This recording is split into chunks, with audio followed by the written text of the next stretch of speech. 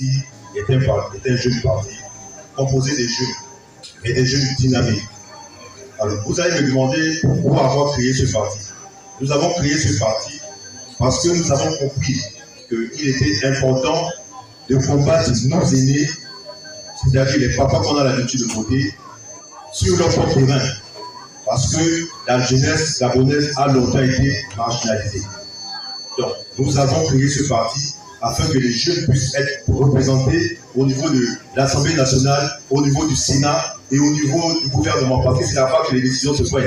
Et il est important d'avoir les jeunes dans les structures décisionnelles du pays.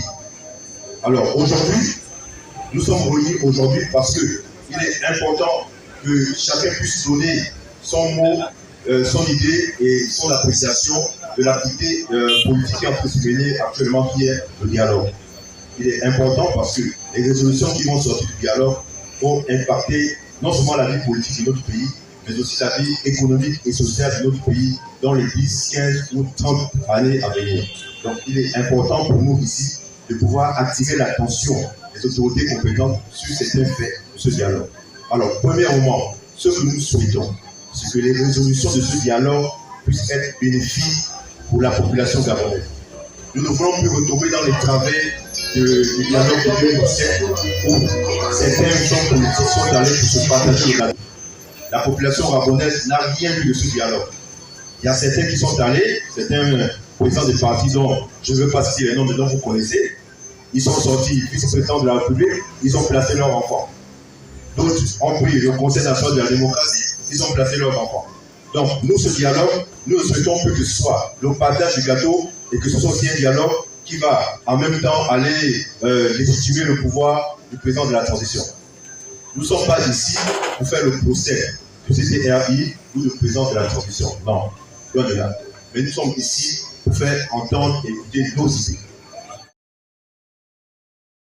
Avec le CTRI et avec le gouvernement de la transition. Pourquoi je le dis? Parce que le président, depuis qu'il a pris le pouvoir, nous avons vu qu'il a reçu les partis politiques, certains partis politiques, pas tous. Il a reçu certains membres de la société civile.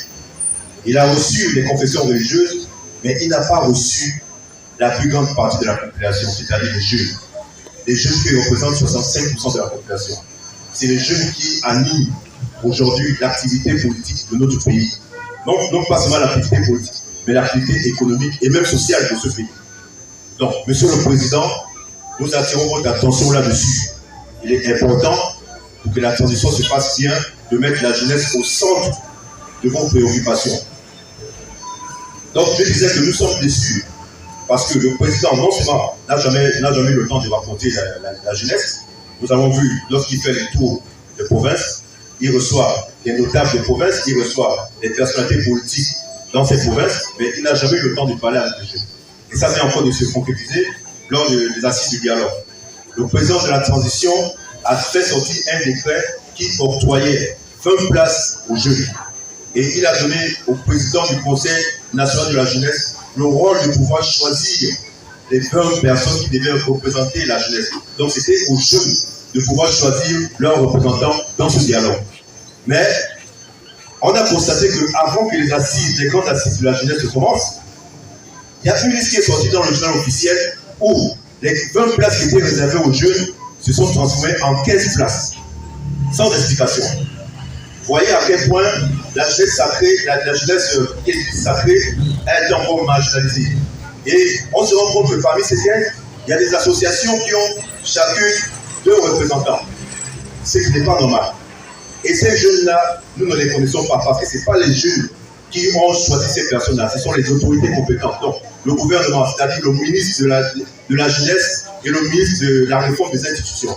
Vous ne pouvez pas en même temps organiser le dialogue et c'est vous qui choisissez encore les représentants des jeunes. Vous ne pouvez pas être juge et parti. Ces représentants qui sont allés, Monsieur le Président, nous ne les reconnaissons pas. Ce sont des bénis que vous avez choisis. La jeunesse ne se reconnaît pas en ces 15 jeunes-là.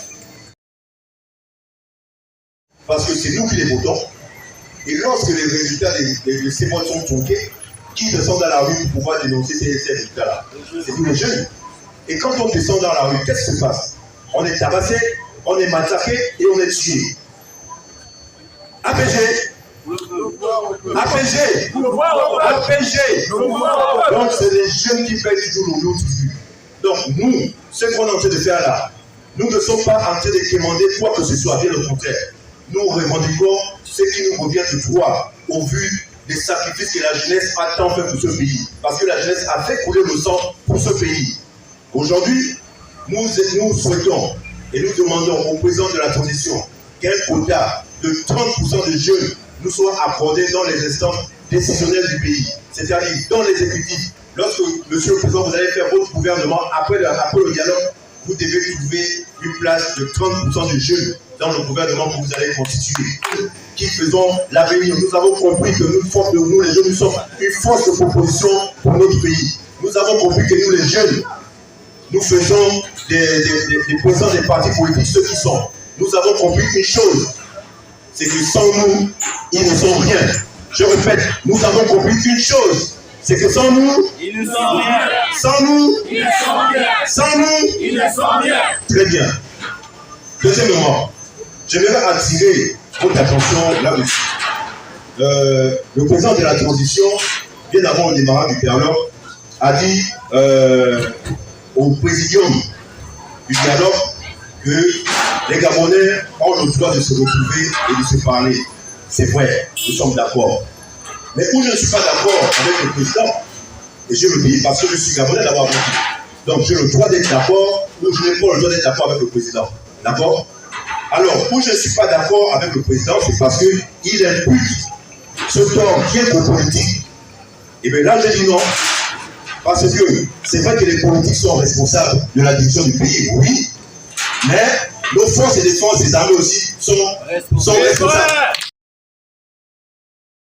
Lorsque les politiques que le président aujourd'hui pointe du doigt en disant qu'ils sont responsables de la division du pays, lorsque ces politiciens-là descendaient sur le bouton pendant les élections et disaient que les résultats des votes étaient tronqués, c'est qui qu'on envoyait pour taper, pour massacrer la population dans les rues? C'est l'armée, non? C'est l'armée qui descendait pour taper les gens, pour balancer les grenades lacrymogènes, n'est-ce pas? Au QG de Pille, qui est venu tuer nos frères gabonais au QG de Pille? C'est l'armée, non? Donc, nous disons, pour que ce dialogue puisse être apaisé, il est important que chacun puisse reconnaître sa part de responsabilité. Chacun puisse reconnaître sa part de responsabilité. Il est important qu'au niveau du dialogue, il puisse avoir la commission justice, vérité et réconciliation. Parce que le sang de nos frères qui a coulé en 2016 réclame justice. Je répète, le sang de nos frères qui a coulé en 2016 réclame justice. Il est important que les responsables de ce meurtre puissent répondre de leurs actes devant la justice. Parce qu'il y a des familles qu'on connaît qui n'ont jamais fait le deuil de leurs enfants. Parce qu'on n'a jamais retrouvé les corps. Et il est important. Donc que chacun reconnaisse sa part de responsabilité. C'est vraiment important pour que nous puissions avoir un dialogue apaisé. Et nous, à l'APG, nous dénonçons cela. Parce qu'avant tout, nous sommes un parti patriotique. Donc nous ne sommes pas là pour enlever qui que ce soit dans le sens du poil. Il est important de dire la vérité au peuple et d'ouvrir les yeux au peuple. Parce que ce qui se passe, c'est un game dont nous, on ne se sent pas concernés.